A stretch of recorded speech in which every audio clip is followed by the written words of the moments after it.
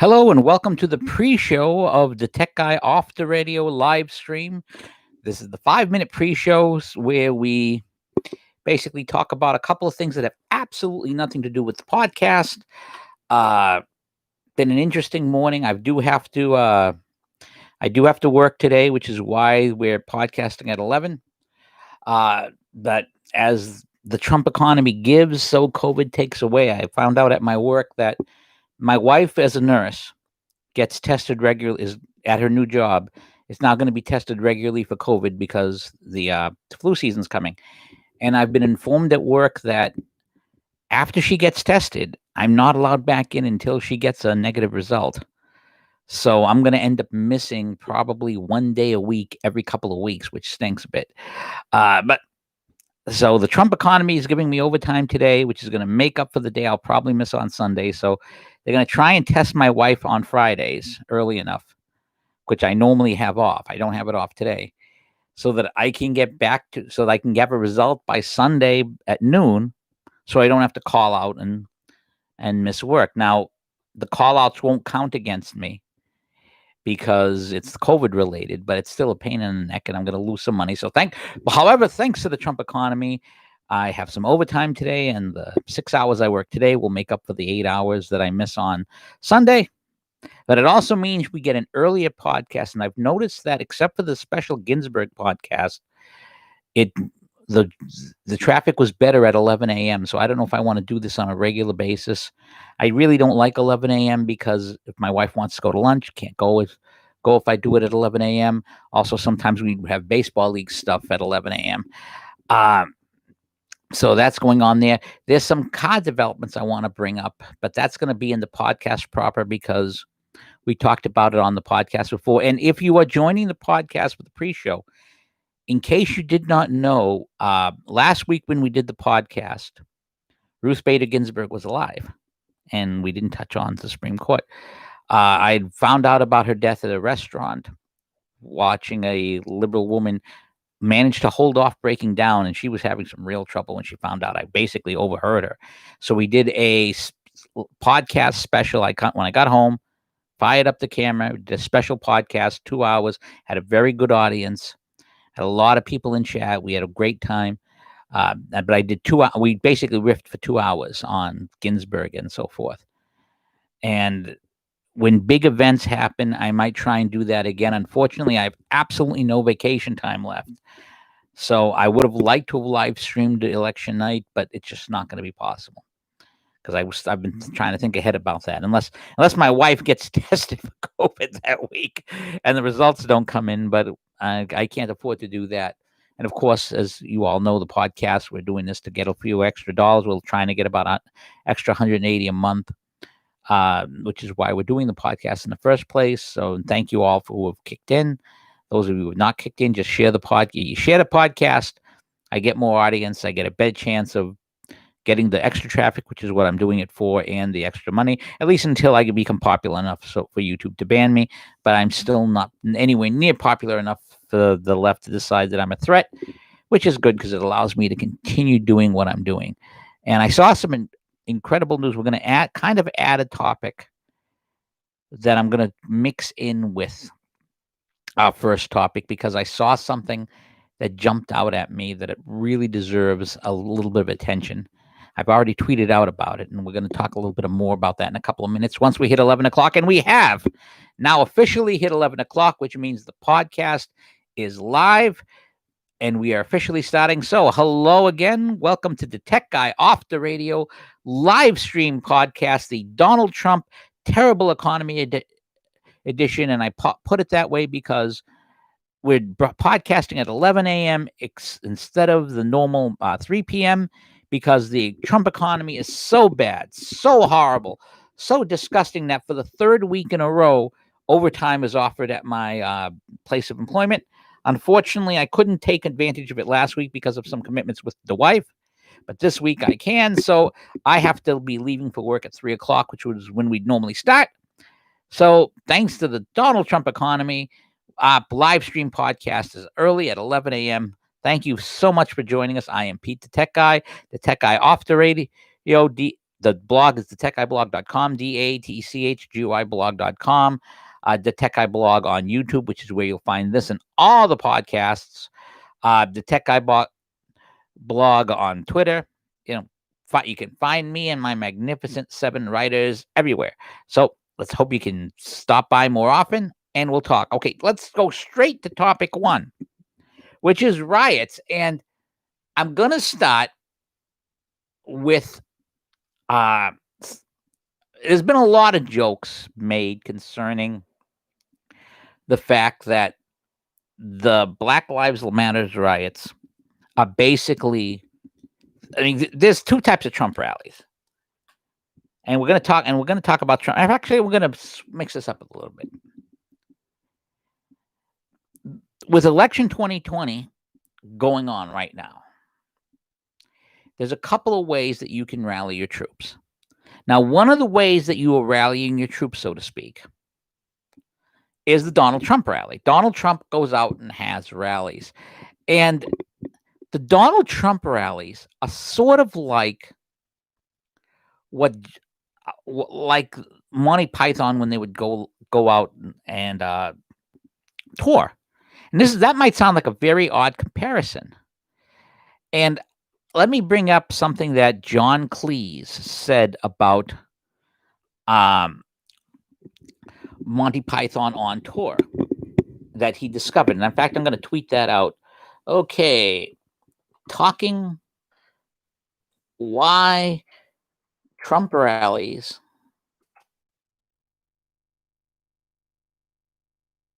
are like Monty Python when they were on tour, and quoting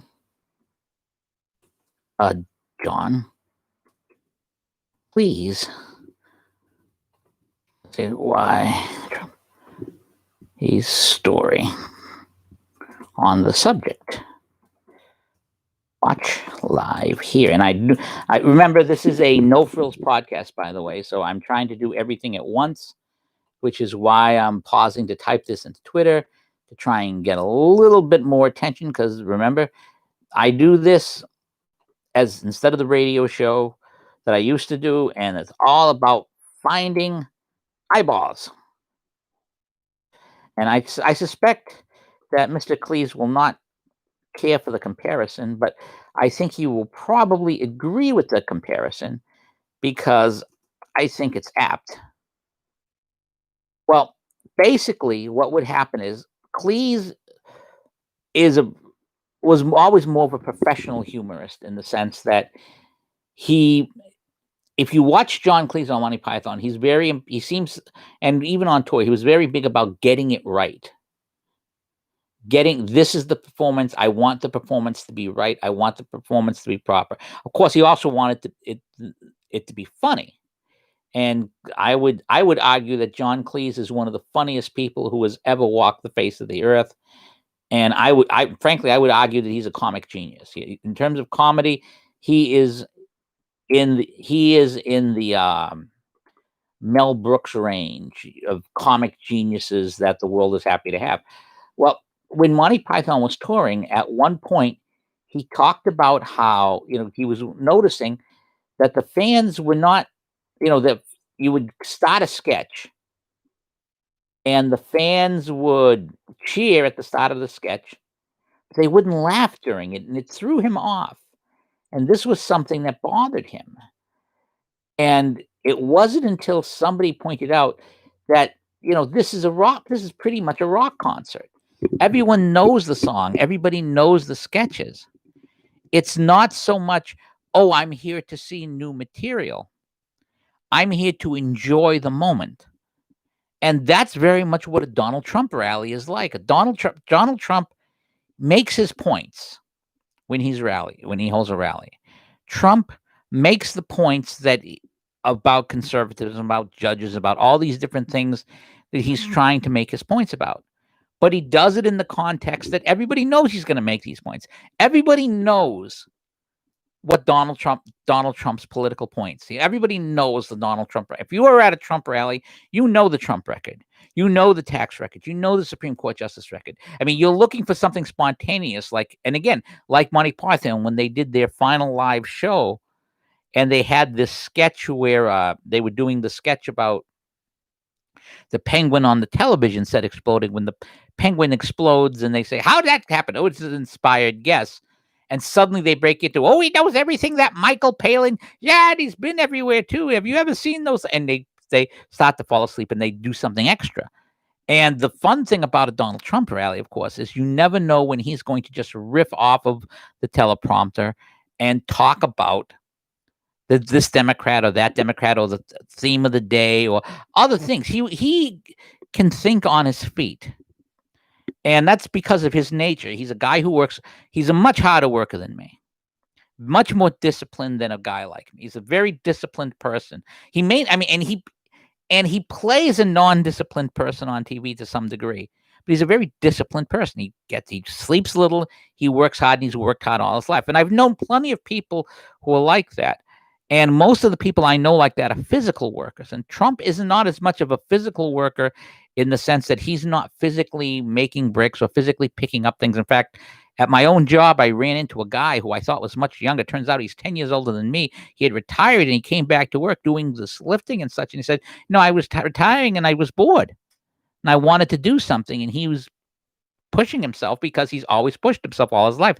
That's what he's used to. He didn't want to sit at home. And Trump is very much like that. And because of that, he has an energy, and that energy goes out to the people in the rally. And that's why the rallies draw so many people.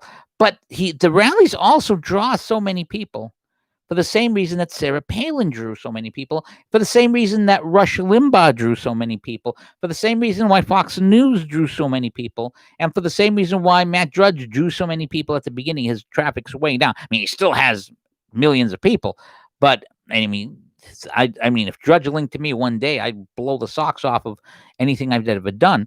But the reason why is he was satisfying a need, a desire that was always there, but was ignored. And when Trump holds a rally and says things aloud that everybody knows is true, but everyone is afraid of saying, just like when Rush Limbaugh will say something that everybody knows is true, but people are afraid to say, it's cathartic to the people. And it's just like a Monty Python event. Monty Python, it was always cathartic to me. It was, if I've had a bad day, I will put on Monty Python where they'll be doing something ridiculous and they'll shoot somebody for one moment and let's have a ding dong, and suddenly they're singing a hymn. Trump rallies are the manner of expression for people who believe they've been marginalized, who are pretty much interested in just working. The average person isn't interested in whining about this situation. The average person wants to work their job, wants to support their family, wants to be able to pay their bills, and wants to have a little something extra if they can afford it. And then maybe have some extra to go someplace and do something. They want their children to be all right. My big ambition, I'm nearing 60. And my big ambition is to make sure my sons are taken care of. When I'm gone, that they won't have to that financially anyways, they won't have to worry. And I'm in a pretty good state to do that right now, in the sense that when I die, there'll be a house each. And the houses will be paid off. And by that time, and they won't have to worry. Now, they both got good jobs. They probably won't have to worry anyways, but I don't care. My last great ambition, other than grandchildren, is for my sons and the people who I leave behind to be all right, but I don't want them so all right that to become the leftists who create problems for themselves and create oppression for themselves. I have to be oppressed. Oh, I'm actually a oppressed type of thing. And that's the type of person that Donald Trump appeals to. And this is the type of person that was very common in America. This is the World War II generation mindset. Remember, Donald Trump's in his 70s. He was born, I mean, you figure he's born, what, in the 50s or in the 40s? World War II generation. I have to look. I actually don't believe I can't. I don't know his actual day was born. I could look it up any second if you wanted. But the point is, he was brought up by World War II generation people, just like I was. My parents were born in 21 and 24. World War II veterans. He has that type of swagger. And that's what makes the Trump rally special. And that's what and what's amazing is that Joe Biden, of course, cannot draw people. That's why he can stop at 3 p.m. That's why he can stop at 11 a.m. That's why the COVID was so important. That's why the COVID shutdowns are so important to the left.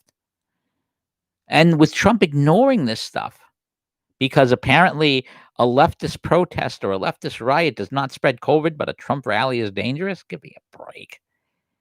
And the fact that these things are so self-evident make the Trump rallies powerful and make them very strong and makes the Joe Biden case so weak. And the longer this goes on, the worse it looks for him electorally.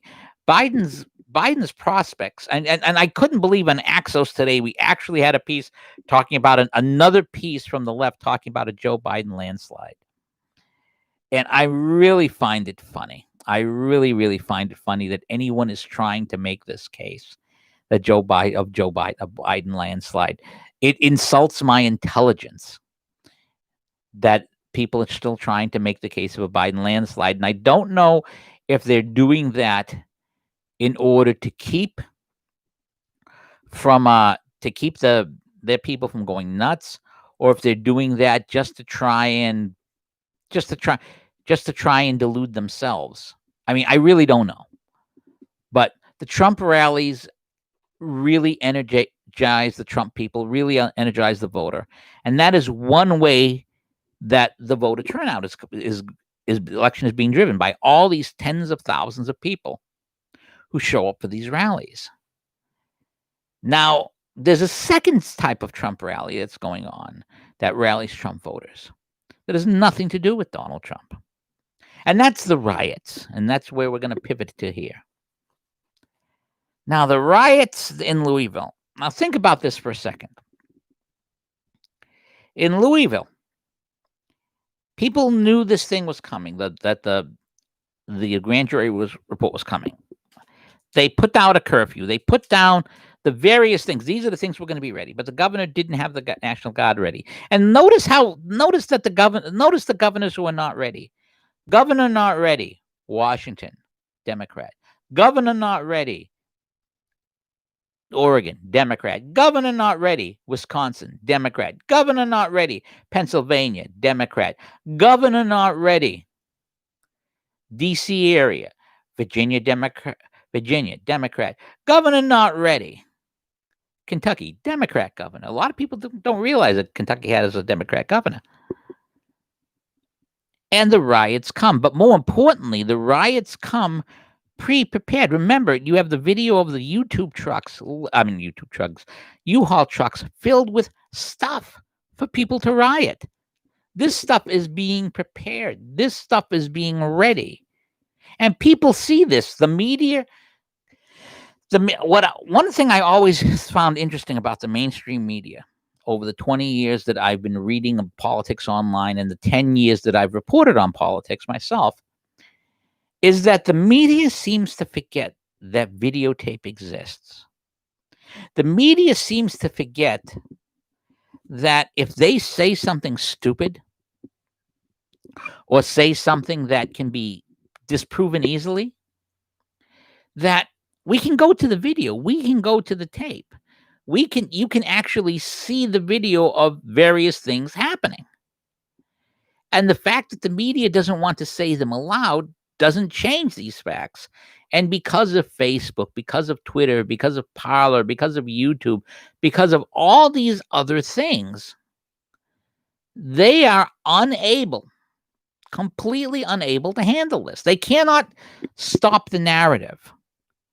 And as other people have said many times in the past, you wonder back in the days when there were only the three networks, how many times before Rush Limbaugh, before the internet, before Drudge, and these are the Drudge, the crazy Drudge days, before those days, you wonder how many times did the left manipulate the media that way. And the problem is these riots, in my opinion, I get out the vote things for Trump. And I want to read you something from Powerline blog. This is John Hinderaker. Americans are losing patience with riots, and I'm going to tweet that out because remember, this is all about getting eyeballs. Now quoting John Hinderaker on Americans being fed up with riots. Watch live here. Watch live stream here.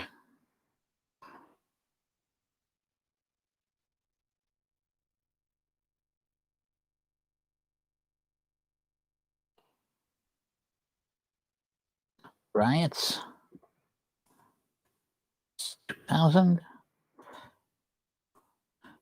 That's OUIS. So riots and election 2020. So let's see if that brings an eyeball or two over. So here is the piece I want you to hear. I think I may have lost my page. There we are. Poll data, including data generated by my own organization, show that Americans draw a clear distinction between demonstrating and rioting. And I break into pieces like this when I'm reading them. And there was a tweet earlier today that I had saw from Zeke Miller. And for those of you who don't know, and Zeke Miller is a White House reporter for the AP. AP-NORC poll, support for racial injustice protest declines is the story. And my answer to that was, if they were actually racial justice protests, they would be supported, because they're not racial justice protests. They're just as marriage has been redefined, the left tends to redefine words. Large majorities have no problems with demonstrations, but strongly disapprove of riots, looting, and arson. People disapproving of riots, looting, and arson. Who ever thought of such a thing? The problem is how to define what is going on around us. Democrats insist that protesters are mostly peaceful. And just for those of you who don't know, I'm about to put into chat, to make my point, my post about mostly unpoisoned soup. And I made a recipe for mostly unpoisoned soup. And I again repeat my challenge that anybody who claims that mostly peaceful protests are okay, I challenge them to taste my mostly unpoisoned soup. Most of the ingredients have no poison in them. There's just a little bit of poison. It is mostly unpoisoned, yet nobody seems to want to eat them. Even if looting is rife and buildings are going up in flames, demonstrators shut down highways, inconveniencing thousands of potentially endangering others' lives. As time goes by, more and more voters are being convinced that what we are witnessing belongs largely in the riot category rather than in the demonstration category. This, I think, lies behind the AP-NORC poll, which I just mentioned, finding that Americans are souring on race-related protests. Quote, the poll from the Associated Press NORC Center for the Public Affairs Research finds that 44% of Americans disapprove of protests in response to police violence against Black Americans, while 39% approve. In June, 54% approved.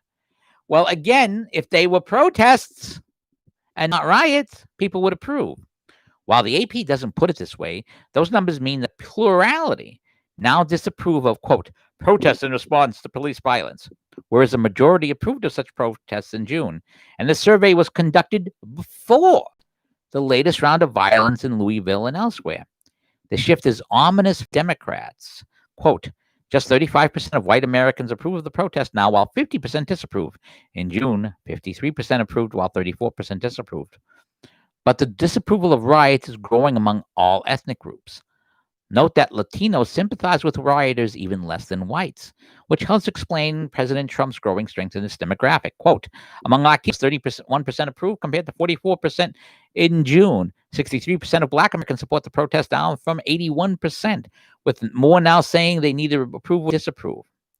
Nothing about this is surprising. Riots have never been popular, except perhaps among the rioters, by the way. And the Democrat Party happy talk about mostly peaceful assault, looting, and arson isn't fooling anyone. And I would disagree. It's obviously fooling NFL players, NBA players, MLB players, NHL players, and the executives of those sports who thought it was a great idea to jump on this bandwagon.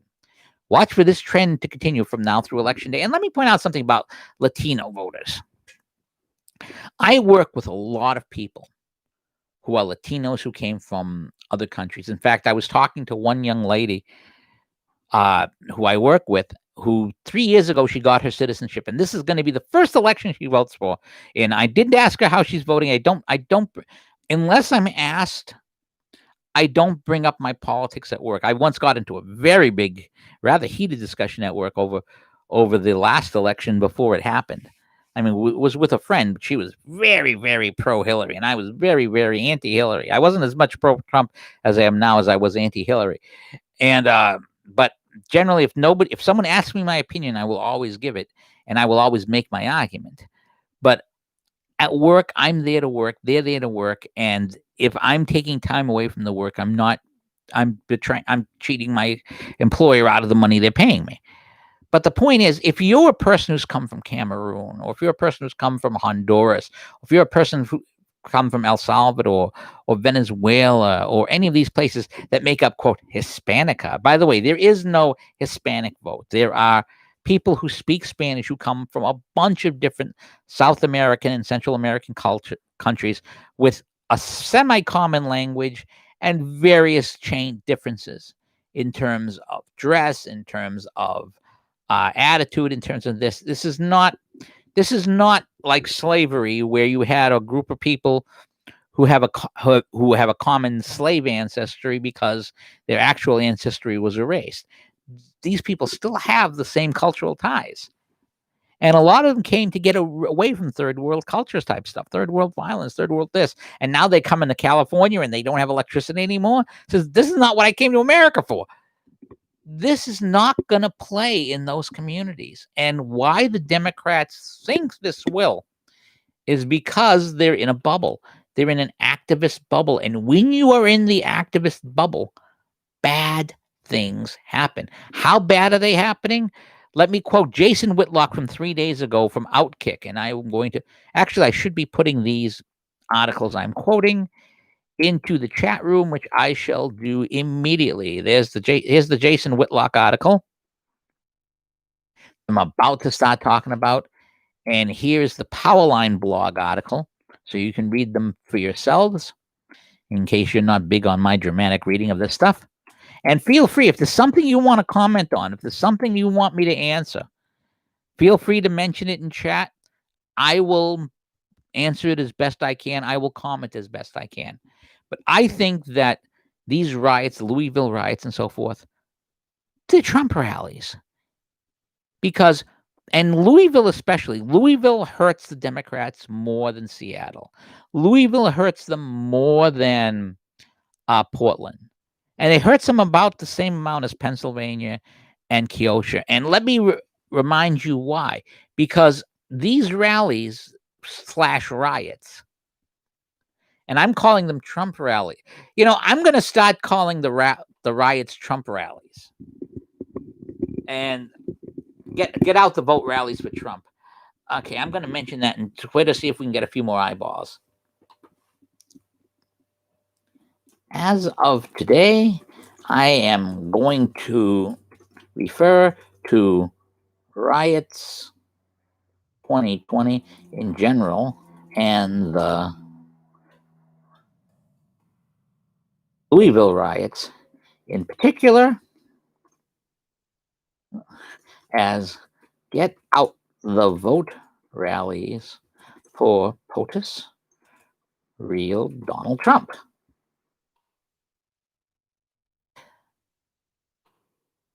And let me get the link to the podcast up there again to try and get the eyeballs over there. Because again, this, like I said, this is all about the eyeballs. This is why I do this, to get the eyeballs to do this. And some days are better, some days are worse.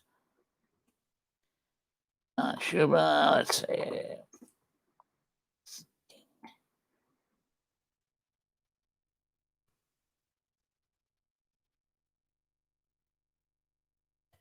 see. Okay.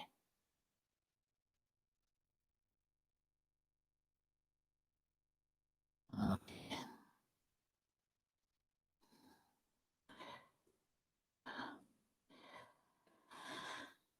And that's because really that's what they are. Every time when you have a rally that turns into a riot, when you have a riot in a city that is not in a deep blue state run by deep blue officials, and I mean, and again, Louisville cities, a lot of these cities are run by deep blues, but in a blue city in a red area, people decide if that can happen there, that can happen here. That's really what the bottom line is. These riots are get out the vote events for Donald Trump, and people are catching on. And let me get to the Jason Blaylock piece. I just had it up, and I'm going to talk a little bit about that. Here it is. This is from Outkick.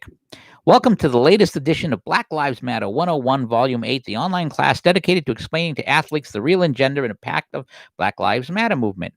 Our class and the work of others across the internet are having a real impact. Black Lives Matter, aka Bigots Love Marxism, scrubbed its What We Believe page from the organization's website. Black Lives Matter is executing a cover-up. As we saw in the Nixon presidency, the cover-up reveals the severity of the crime. Black Lives Matter, What We Believe's page originally espoused the movement's heavy Marxist influence. The page called for the disruption of the nuclear family. Let me quote it directly. Quote, "We disrupt the Western prescribed nuclear family structure requirement by supporting each other as extended families and villages that collectively care for one another, especially our children, to the degree that mothers, parents, and children are comfortable." That's a Marxist concept. Leamy Edmonds at the Post-Millennial succinctly summarized the Black Lives Matter agenda, writing that BLM espouses Marxist principles of communal children and the demise of the family structure over American ideals of individual and family limit and unity. People are finally looking beyond BLM's classy slogan and evaluating the actual agenda. The agenda is Karl Marx, anti-God, pro-communism political theory. So, in effect, think about this. Black Lives Matter is culturally appropriating from a white German living in England. I mean, think about that.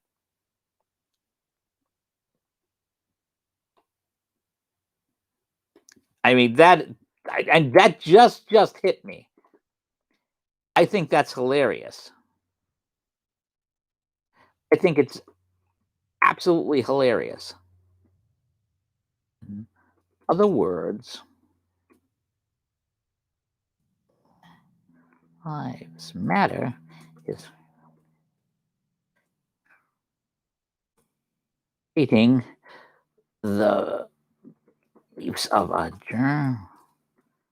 white German who lived in England.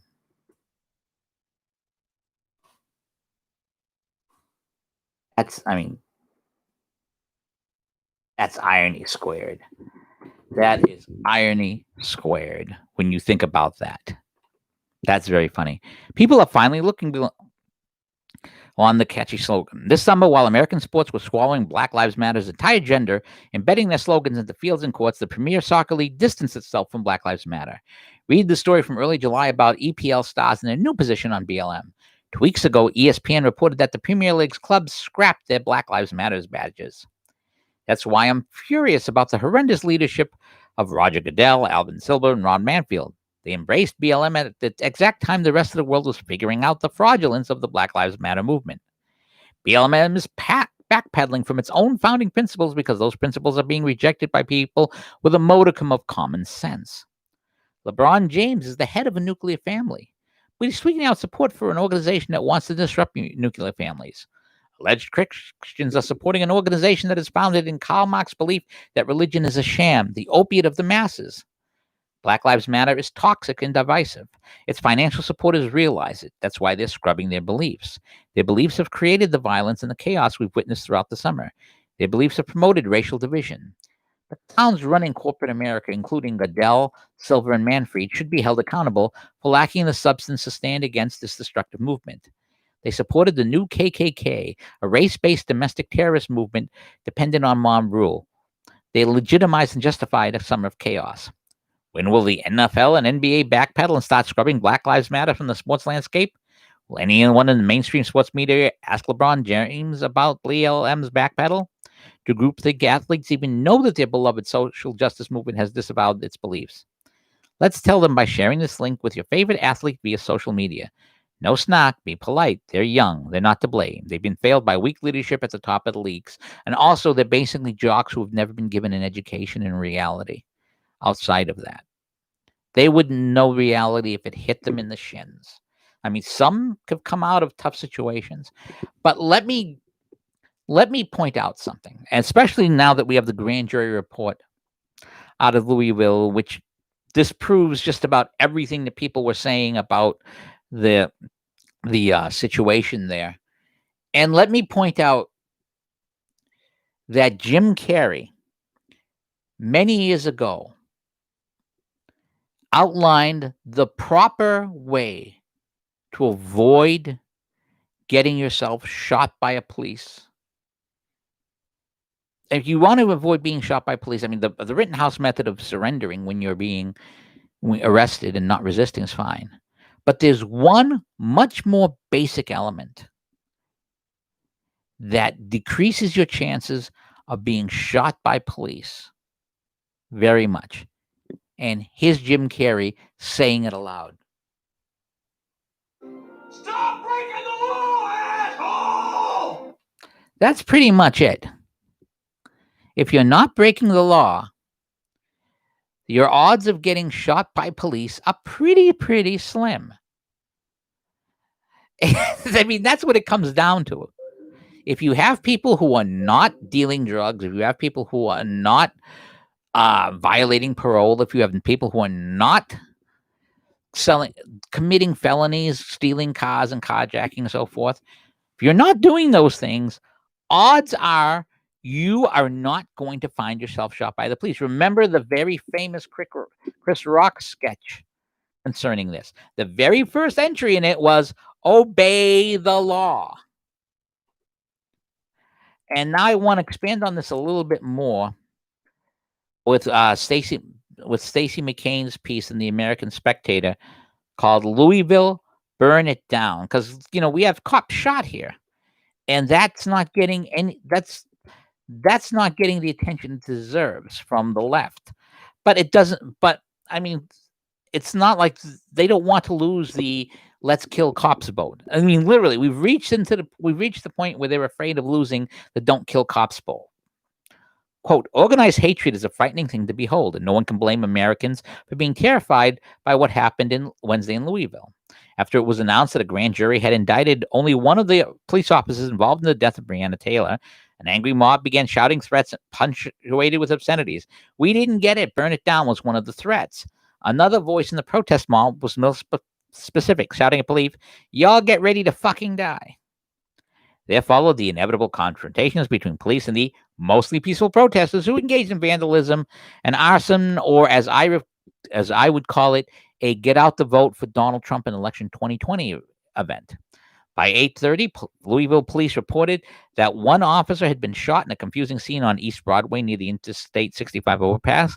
Subsequently, it was reported that 2 officers had been shot, which perhaps the Black Lives Matter movement will consider adequate to just satisfy the slogan of justice for Breonna or vote Trump in 2020, all you people who don't like riots. What this is about is not justice, but a primitive sense of vengeance. BLM rhetoric about systemic racism, amplified by the media and echoed by Joe Biden and other politicians, has inflamed hatred to the point where some people consider violent reprisals necessary to even the score. The deliberately racial tone of BLM pronouncements about the Taylor case, e.g. their repeated use of the word murder, was intended to produce such a violent reaction. Anyone who still believes that BLM is about peaceful protests simply hasn't been paying attention. There was never any racial justification for the rage that erupted Wednesday. The facts of the Taylor case, which I described in detail in American Spectator 2 months ago, who is to blame for the death of Breonna Taylor, provided no support for the claims of racist motivation. To summarize the case as briefly as possible, Louisville police were investigating Taylor's ex-boyfriend, a drug dealer named Jamarius Clover. He listed her apartment as his mailing address. Detectives saw him visit the apartment several times and believed Glover had stashed drugs or money at Taylor's apartment. On the night of March 13, police executed search warrants at these addresses in Louisville, including the so-called Trap House on Elliott Ave, where Glover conducted his retail drug traffic, and Taylor's apartment 10 miles away on Springfield Drive. Glover was arrested at the Elliott Avenue address. When police raided Taylor's apartment, however, they did not realize she had her new boyfriend, Kenneth Walker, spending the night. Walker, who understandably feared Glover, had legally armed himself with a pistol. Although police had a so-called no-knock warrant, they actually did knock on the door and announce themselves as police. But when no one answered, Police Sergeant John Mattingly ordered officers to use a battering ram to break down the door. Quote, the next thing that happened in Walker's description of the incident is the door comes off its hinges. The police are busting in, but he doesn't know it's the police. If you're dating a drug dealer's ex-girlfriend and somebody busts through your door at 12:30 in the morning, what do? Walker fired a shot, hitting Sergeant Mattingly in the thigh, and Sergeant Mattingly immediately returned fire, getting off 6 shots. 2 other officers also returned fire. In total, the police fired 22 shots, none of which hit Walker, but Taylor was struck 8 times and died on the scene. Although a grand jury indicted Walker on a charge of attempted murder of a police officer, that charge was dismissed in May at the request of the Commonwealth's attorney, Tom Wine. In June, Louisville Police Chief Robert Schill announced the firing of Officer Brett Hansen, who said had blindly shot 10 rounds into Taylor's apartment, though a patio door and window, which were covered with material that completely prevented you from verifying any person as an immediate threat, or more importantly, any innocent persons present. Quote, the department has placed Detective Joshua Janes, Sergeant Madden, and Officer Miles Cargrove, who also fired shots, on administrative reassignment. This was all a tragic miscalculation. No drugs or money was found in Taylor's apartment, but there was probable cause for the warrant. And once Walker fired the shot that wounded Sergeant Mattingly, officers were legally justified in returning fire. That was the finding of the Louisville grand jury on Wednesday, which indicted indicted Haskin on 3 felony charges of reckless endangerment, but made no charges against either of the other 2 officers who fired their weapon. Last week, the city of Louisville announced it would pay $12 million to settle a wrongful death suit brought by the Taylor family. Yet this wasn't enough to satisfy Black Lives Matter radicals who repeatedly accused police of murder and engaged in irresponsible rhetoric about racism. Even last night, after 2 Louisville police officers were shot, CNN was still giving airtime to lawyer Brent Crump, who repeated the false accusation that Taylor was a victim of murder while ranting about Louisville's grand jury's disrespect of a Black woman. An attorney ought to know the legal definition of murder involving malice aforethought. Police executing a search warrant cannot be accused of such malice when, without warning, they are fired upon by someone inside the residence. In such a case, returning fire is a simple self-defense. Officer Hanniskin was charged with reckless endangerment because of the specific way he reacted, but Sergeants Mattingly and Officer Cosgrove both acted in accordance with the policy and training of the Louisville Metropolitan Police Department. For Crump to describe these officers' actions as murder is libelous, to say nothing of the irresponsibility involved in inflaming racial hatred.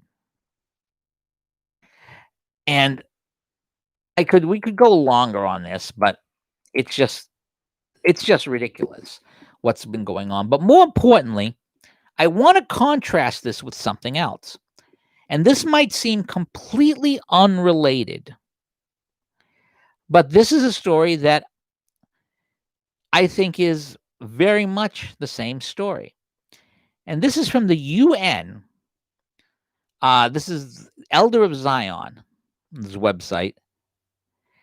And you might think that this is completely off topic, but I think this is completely on topic. UN says the IDF hasn't killed any Palestinians in over a month. Now, what on earth would that have to do with Black Lives Matter and so forth? Here's the story. According to the UN's OCHA Opt, there have been 19 Palestinians killed by the IDF in 2020 so far. At the same time, in 2019, the number was 90. In 2018, it was 222. This is a reduction in fatalities by over 90% since 2018. The last date a Palestinian was killed by the IDF was August 19th, over a month ago. I'm sure COVID-19 has something to do with it, since there are fewer violent demonstrations, and they're smaller, so there's not much of a chance of getting out of hand. But the huge reduction in deaths is a remarkable statistic, and one that no one wants to talk about. Well, I want to talk about it. And it's very simple. If you are an Arab in general, or Palestinian in particular, and you are not trying to kill Jews, your odds of getting killed by the IDF plummet incredibly to practically zero. I'm going to repeat that. If you are Arab in general or Palestinian in particular, and you are not attempting to kill Jews, the odds of you getting killed by the IDF are practically zero. Now, if you are a black citizen and you are not committing a crime, and goes for white citizens too, and in fact, it goes for every citizen. And that's what, and this is the reality. This goes for every citizen.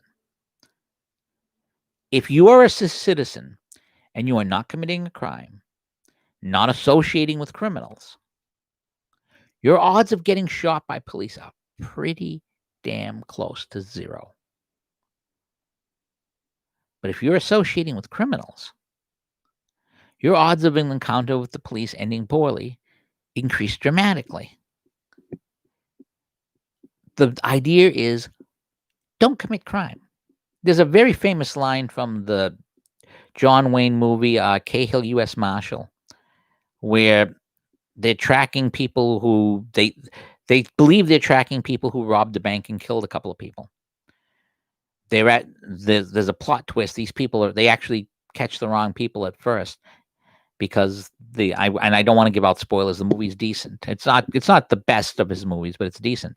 But at one point, Wayne surprises the people in the camp with his son acting as deputy, and Richard Roundtree is playing one of the people in the party who's black, who has an axe. He's about to swing it at him, and Wayne pivots his shotgun at him and says, "Mister, I don't have a bigoted bone in my body.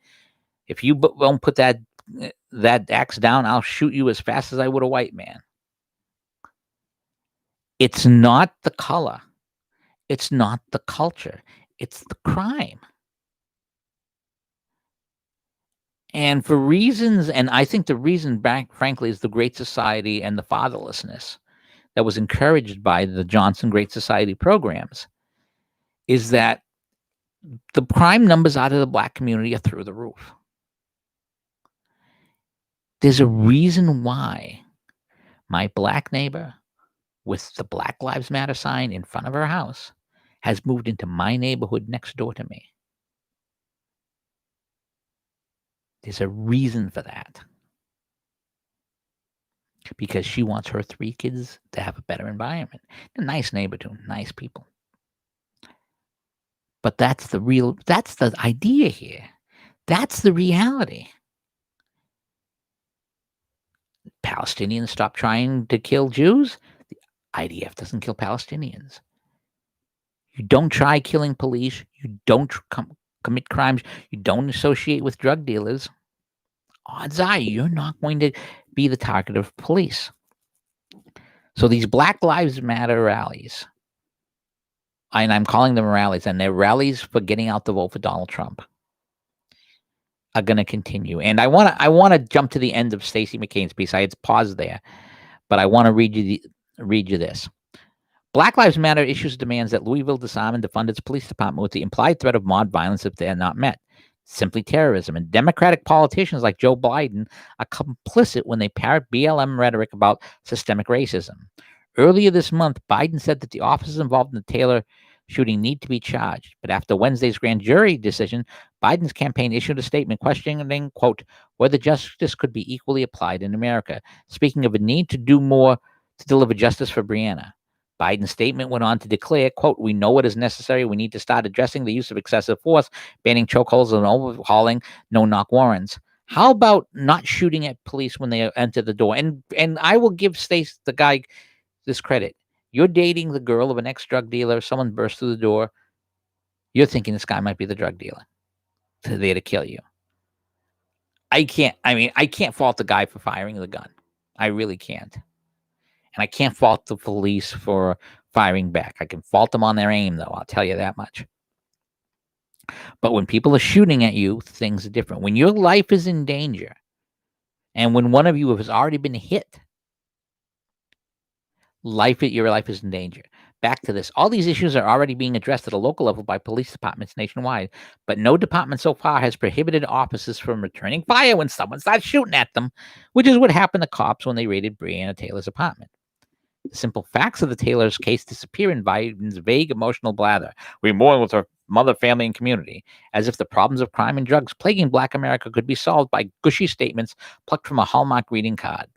Last night, a source sent me this transcripts of Janice Glover's jailhouse phone calls. And without going into details, just trust me when I say that the sentiments Janice expressed about his ex-girlfriend were not suitable for a Hallmark card. It was her association with Glover that most directly resulted in Breonna Taylor's death. But none of the politicians or TV pundits seem interested in talking about Janice Glover. This silence is significant.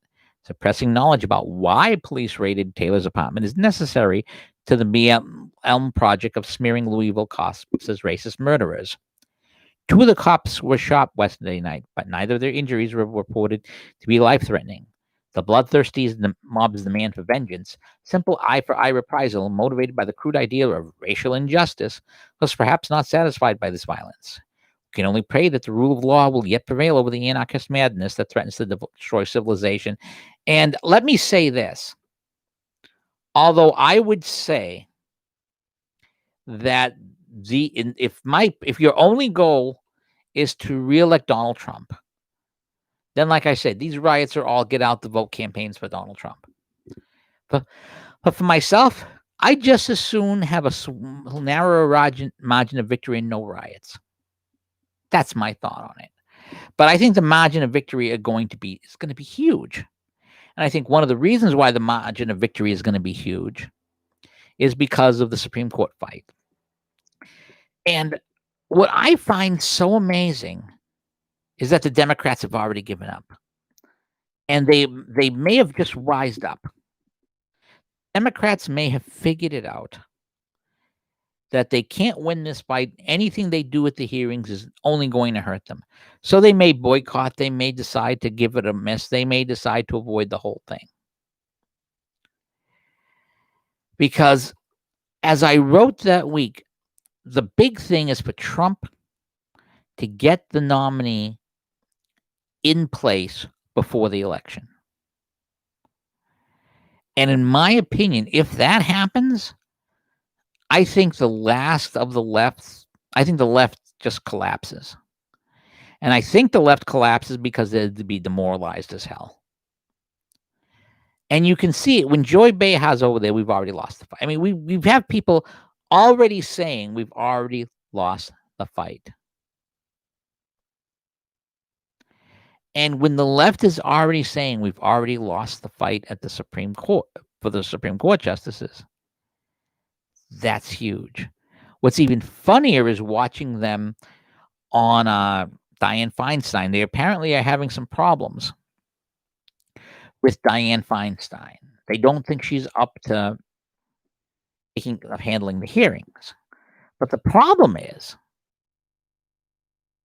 because the Democrats are wedded to identity politics, the visual of taking senior woman of the Senate off of the hearing for a woman Supreme Court justice nominee, and Trump has already announced he's picking a woman. I don't know if he's going to pick Barrett. I don't know if he's going to pick the Cuban lady out of Miami. I don't know if he's going to pick somebody else. Everyone seems to think it's going to be Barrett. I don't know. I really don't know. As long as the person is pro-life and pro-Constitution, that's all that I care about, frankly. I want a Supreme Court justice that believes that the Constitution means what it says. If the Constitution means what it says, then the laws will be executed faithfully. But I thought, I must admit, I'm very surprised. I'm almost unpleasantly surprised that the left has caved on this so quickly. Now, granted, the president has very wisely, and I didn't think he would do this. He said, I'm not naming the person till Saturday, so the name is going to come out tomorrow. So they're giving him time to lay out Beta Ginsberg and so forth in the funeral. They're not stepping on, which was a class move, despite the amount of time that we have. But the Democrats willingness to fold here. And remember, the first couple of days it was Murkowski's not going to vote for it. Collins is not going to vote for it. Romney's probably not going to vote for it. The Republicans only have to lose one more. Nancy Pelosi's going to impeach over it. They're going to burn it. We're going to burn everything down. And that's the problem with riots. When you're already rioting and when you're already looting and when you're already doing all of these Trump rallies, as I get out the vote rallies, which is what these riots are. These riots are all Trump get out the vote rallies. When you're already doing these things, threatening to do them a little bit more just doesn't have the oomph. And I want to read you this very briefly. This is from Twitchy, and Twitchy's a lot of, Twitchy has its moments. It's a lot of fun. But it's because some of the things are so ridiculous that they talk about. But I want to read you this. Cocaine Mitch told him he'd be sorry. Harry Reid is frantically trying to pump the brakes on the Supreme Court SCOTUS confirmation train. Looks like former Majority Leader Harry Reid has some thoughts on replacing the late SCOTUS Ruth Bader Ginsburg. This is from Zach C. Cohen, a blue checkmark. And just a reminder, blue checkmark doesn't mean that a person is smart or brilliant. It just means that the person is who they say they are. He's for the National Journal. He's a Senate reporter.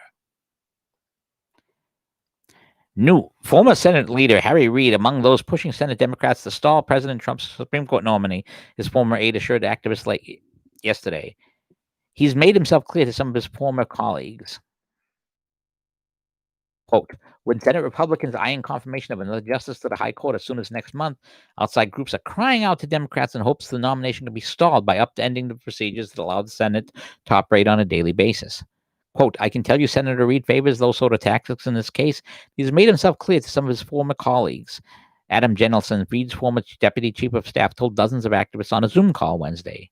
Reid, a Nevada Democrat who retired in 2017, through a spokesperson declined to comment on Thursday. But in the hours after Ruth Bader Ginsburg's death, Reid emphasized his preferred path ahead if Republicans attempted to, quote, force yet another nomination to the Supreme Court against the will of the American people. Harry Reid is suffering from an acute case of buyer's remorse now that he's, quote, made himself clear to some of his former colleagues. We're sure GOP senators will seriously consider what he has to say. And Comfortably Smug's reaction is LOLOL. Cocaine Mitch said he would be sorry. Play stupid games, win stupid prizes, Harry. And I want to quote, I have a piece up called Shot Chaser Hangover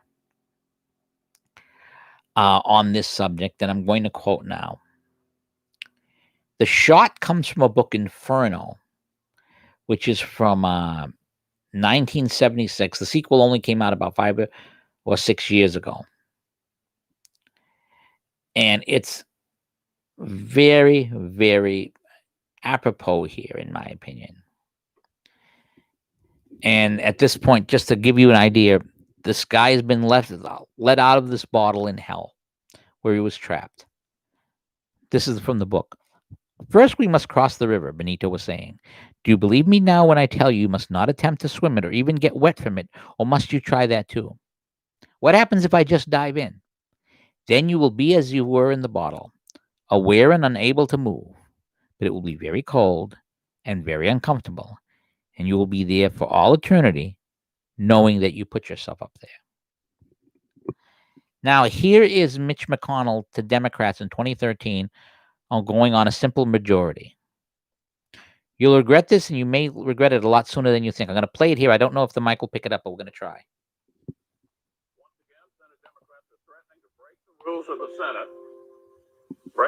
of the Senate, in order to change the rules of the Senate. And over what? Over what?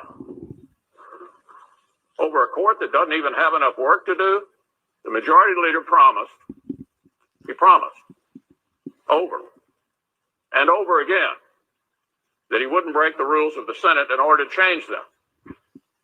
If you want to play games, set yet another precedent that you'll no doubt come to regret. Say to my friends on the other side of the aisle, you'll regret this. and you may regret it a lot sooner than you think. Now that's the chaser. But the hangover came from Donald Trump. When Steve Ratner of Morning Joe and other places put out a New York Times piece saying Harry Reid will go down in history for having handed the court to conservatives when he took the first step towards eliminating the 60-foot requirement for confirmation. And President Trump retweeted this saying, "Thank you, Harry." The Democrats have done this to themselves. And we even have the spectacle of Democratic senators saying bluntly about when they're talking about, hey, we're going to try packing the court and so forth. You want to make the rules of the Senate, come to the Senate and try and make the rules. Now, why are the Democrats doing this? Why is Black Lives Matter doing this? Why is all of this falling apart? And why are they trying to cheat so much and so forth? Well, it all comes down to the promise versus the reality of socialism and Marxism. And that can be summarized in one sentence. The promise of socialism and Marxism versus the reality of socialism and Marxism. The goal of Marxists and socialists is not a country filled with prosperous and well-fed people, but a country where the people are governed by prosperous and well-fed Marxists and socialists. I want to say that again. The goal of Marxists and socialists is not a country filled with prosperous and well-fed people, but a country where the people are governed by prosperous and well-fed Marxists and socialists. That's why the ruling class still has gasoline and water and booze and such in Venezuela. That's why the leadership of the Soviet Union always lived comfortably. The leaders of Marxist socialist states always lived comfortably. It's feudalism. It is feudalism returned. That is what the left is promising. And the rioters, the Black Lives Matter rioters, or as I could say, the Get Out the Trump Vote 2020 people, they're basically the same in KKK muscle of the Democrat Party, domestic terrorists that they had 100 years ago. Different name, different racial composition, same stuff. Although not as different a racial composition as you would think if you look at some of these guys. Well, that's all the time I have today, because I'm certainly not going to step on Rush Limbaugh. And I do have to get myself ready for work, and I might want to have a bite for lunch. I want to thank you for joining us for today's podcast. I want to remind you that you can find us at DaTechGuyblog.com, DaTechGuy.blog.com, DaTechGuy blog on Twitter, DaTechGuy blog on YouTube.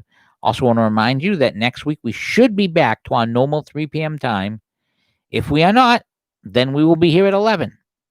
If the Trump economy continues to pay dividends, I will be here at 11 unless there's a COVID problem, and then I'll be here at 3 because I won't be working. But either way, whether it's 3 o'clock on normal time on Friday or 11 o'clock our Trump economy time on Friday, this is Pete, the Tech Guy, off the radio, saying farewell and take care. And by the way, just want to plug something. We're going to be talking about a couple of events coming up here in my neck of the woods that you might have an interest in repeating where in your neck of the woods. We'll get to more of that next week. Have a great one.